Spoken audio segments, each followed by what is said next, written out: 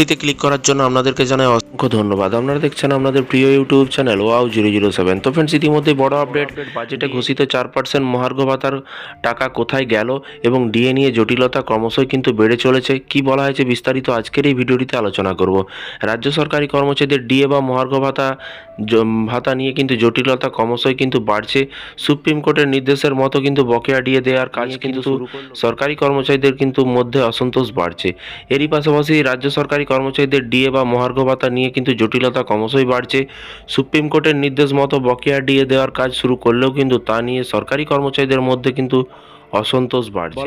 দেখতে পাচ্ছেন অন্যদিকে বাজেটে ঘোষণা করা 4% ডিএ কি হলো তা নিয়ে কিন্তু প্রশ্ন তুলতে শুরু করেছে সরকারি কর্মচারীরা। এর পাশাপাশি বাজেটের মুখ্যমন্ত্রী মমতা বন্দ্যোপাধ্যায় সরকার ঘোষণা করেছিল যে এবার সরকারি কর্মচারীদের ষষ্ঠ বেতন কমিশনের অধীনে 4% করে কিন্তু মহার্ঘ ভাতা বা ডিএ দেওয়া হবে। কিন্তু এপ্রিল মাস পড়ে গেলেও কিন্তু তা নিয়ে মুখ বন্ধ করে রেখেছে সরকার, যা নিয়ে কিন্তু অসন্তোষ বাড়ছে। এর পাশাপাশি যদিও সুপ্রিম কোর্টের নির্দেশ মেনে রাজ্য সরকার বকেয়া 25% ডিএর টাকা মেটাতে শুরু করেছে, কিন্তু সরকারি কর্মচারীদের অভিযোগ তাদের প্রাপ্য টাকা তারা পাচ্ছে না। যে মেসেজ এসেছে তাতে প্রচুর পরিমাণে এবং এর পাশাপাশি এই পরিস্থিতিতে সরকারি কর্মচারীরা প্রশ্ন করে তারা চলতি বছর বাজেটে ঘোষণা করা 4% যে ঘোষণা করা হয়েছিল তারা সেই ডিএ কবে বাজেটে ডিএ ঘোষণা করা হয়েছিল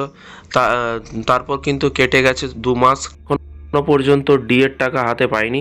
এর পাশাপাশি সরকারি কর্মচারীদের অভিযোগ অনেকেই এখনও পর্যন্ত কিন্তু পঞ্চম বেতন কমিশনের অধীনে ঘোষণা করা ডিএর টাকাও কিন্তু পাননি। আদৌ টাকা পাবেন তো এই নিয়ে কিন্তু সরকারি কর্মচারীদের মধ্যে আশঙ্কা তৈরি হয়েছে।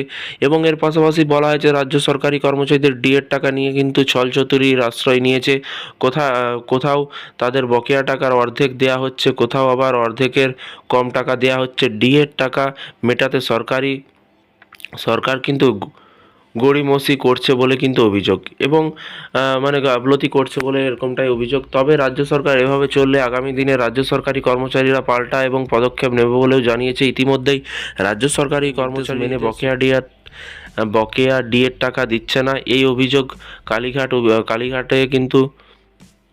কালীঘাট অভিযানের ডাক দিয়েছে সরকারি কর্মচারীরা। এবং এর পাশাপাশি সুপ্রিম কোর্টের নির্দেশ মতো শেষ হয়েছে বকেয়া মহার্ঘ ভাতা বা ডিএ দেওয়ার ডেডলাইন। নবান্নের সূত্রের খবর, ইতিমধ্যেই বেশ কিছু সরকারি কর্মচারীদের ব্যাংক অ্যাকাউন্টে ঢুকেছে বকেয়া ডিএর টাকা, তবে অধিকাংশ বাকি। এই অবস্থায় কিন্তু পেনশনভোগীদের জন্য এলো কিন্তু সুখবর।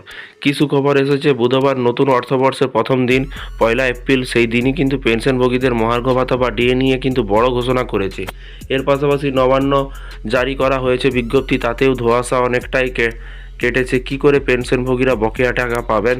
এবং এর পাশাপাশি নবান্নের বিজ্ঞপ্তি অনুযায়ী কিন্তু 2008 থেকে 2015 পর্যন্ত যারা অবসর নিয়েছেন তাদের হিসেব মিটিয়ে অর্থ প্রদান করা হবে, এবং পারিবারিক পেনশনের ক্ষেত্রে একই পদক্ষেপ নেওয়া হবে। এই অর্থাৎ বিজ্ঞপ্তি অনুযায়ী 180 দিন অর্থাৎ আগামী 6 মাসের মধ্যে কিন্তু পেনশনভোগীদের বকেয়া মহার্ঘ ভাতা দেওয়া হবে বলে কিন্তু বলা হয়েছে। তো ফ্রেন্ডস, এই ছিল আজকে একটি ছোট্ট আপডেট। এই ধরনের বিভিন্ন রকমের ডিএ, বেতন বৃদ্ধি যোজনা, প্রকল্প, সমস্ত রকমের আপডেট পেতে চ্যানেলটিকে সাবস্ক্রাইব করে পাশে থাকা বেল আইকনটিতে প্রেস করে রাখুন পরবর্তী নতুন আপডেট পাওয়ার জন্য। ভালো থাকবেন, সুস্থ থাকবেন এবং নিজের খেয়াল রাখবেন। Thank you.